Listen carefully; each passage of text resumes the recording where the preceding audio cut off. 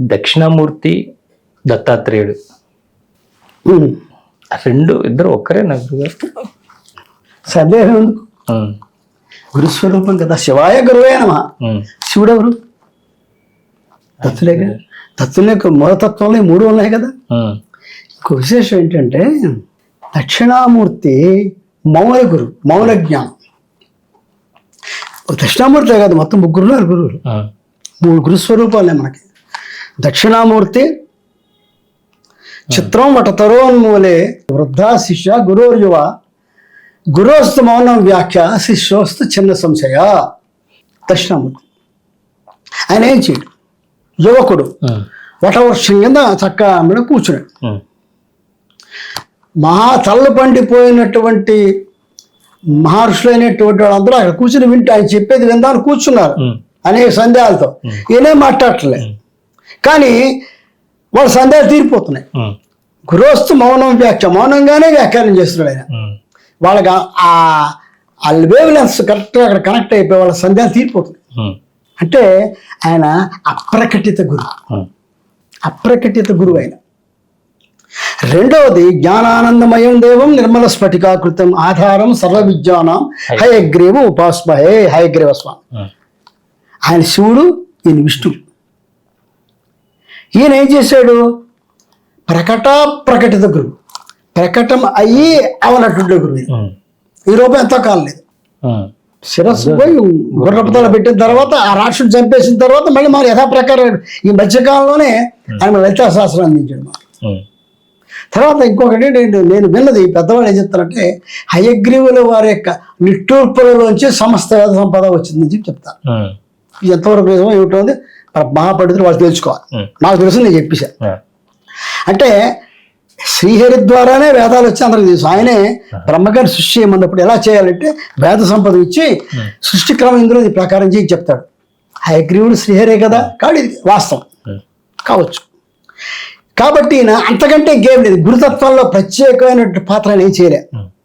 వేదములు ఇచ్చాడు, లలితా శాస్త్రం అంటే అద్భుతమైనటువంటి అమ్మవారి సౌందర్యాన్ని వర్ణించడం ఎవరి వల్ల అవుతుంది? బాహ్య అంతర్ సౌందర్యం అనిపించలేదు, మానవులు చేయలేదు.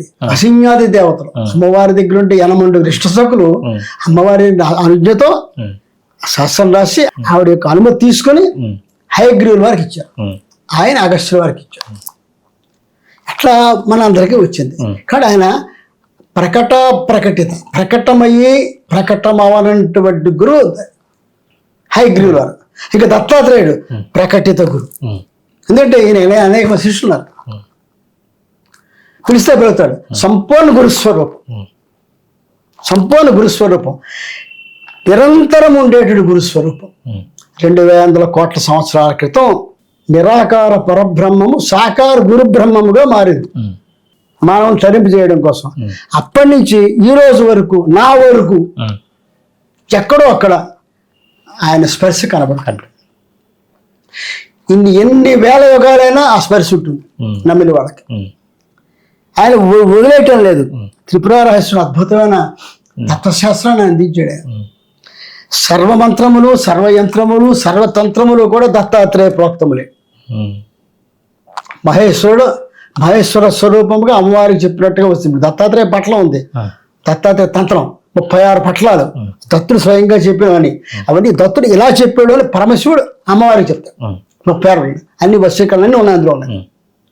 తంత్రం, సర్వమంత్రములు, సర్వయంత్రములు, సర్వతంత్రములు కూడా దత్తస్వామి యొక్క ఆయన ద్వారా వచ్చినవే.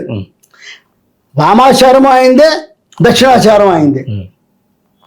అఘోరాలు ఉన్నారు, నాగబాబు కూడా దత్తులే కొలుస్తారు. వాడు శివస్వరూపంగా దత్తుని కొలుస్తారు, శివుని కూడా శివదత్తాన్ని కొలుస్తారు. అన్నీ ఆయనే. తీవ్రమైనటువంటి ఆచారం అయిందే, సాత్వికం ఆయనే, సాత్విక పూజ అయిందే, తీవ్రమైన పూజలు ఆయనలే. అన్నిటికీ ఆయనే గురు. కాబట్టి ఇది ప్రకటిత గురు. ఈ ఇద్దరి మధ్య తేడా. అందువల్ల దత్తస్వామి సంపూర్ణ గురుతత్వం కాబట్టి గురుస్థానం అధిష్టాన దేవత. దక్షిణామూర్తి కాదు, అష్టమూర్తి శివాయ గురవే నమః. సదాశివ సమారంభం వ్యాస శంకర మధ్యమాం అస్మదాచార్య పర్యంతం వందే గురు పరంపరం. ఈ మధ్యలో దత్తుడు కూడా ఉంటాడు. సందేహం అంటే శివాయ గురవే నమః అని మంత్రం మహావతార్ బాబాజీ ద్వారా బయటకు వచ్చిందని చెప్తుంటారు. ఎప్పుడు పుట్టు ఉంది ఇవాళ కొత్తగా ఉన్నది ఏంటి మంచి సదాశివ సమారమణి స్వామి గురువులమే కదా. అవును. బాబాజీ వారి ద్వారా వచ్చిందంటే బాబాజీ వారు క్రియాయోగాన్ని శ్రీకృష్ణ పరమాత్మ దగ్గర తీసుకొని వారు దాన్ని వృద్ధిలో తీసుకొచ్చి అందరికీ చెప్పి తద్వారా అన్ని యోగంలో అత్యంత శ్రేష్టమైన యోగం సాక్షాత్తు పరబ్రహ్మ పరమాత్మ అంటే శ్రీకృష్ణుల వారు చేసి చెప్పినట్లు యోగాన్ని కాబట్టి వారు దాన్ని తీసుకొచ్చారు. శివాయ గురువు అని ప్రత్యేకంగా చెప్పక్కలే. బాబాజీ వారి గురు పరంపర కూడా పరమశివుడితో మొదలవుతుంది. పరమశివుడు సుబ్రహ్మణ్యేశ్వర స్వామి అగస్త్యుల వారు భోగానంద తర్వాత బాబాజీ వారు ఆ తర్వాత ఘనశ్యామానంద రాజరాజేశ్వరానంద మా పరంపర అక్కడ దాకా వచ్చి అలా విడిపోయింది. అక్కడ అంటే ఆయనకి అక్కడ మళ్ళీ అక్కడ శ్యామాచరణ లహరి యోగానంద అట్లా విడిపోయింది. క్రియాయోగం పరంపర అటు వెళ్ళింది. ధ్యాన పరంపర తపో పరంపర మా గురు పరంపరలోకి వచ్చింది.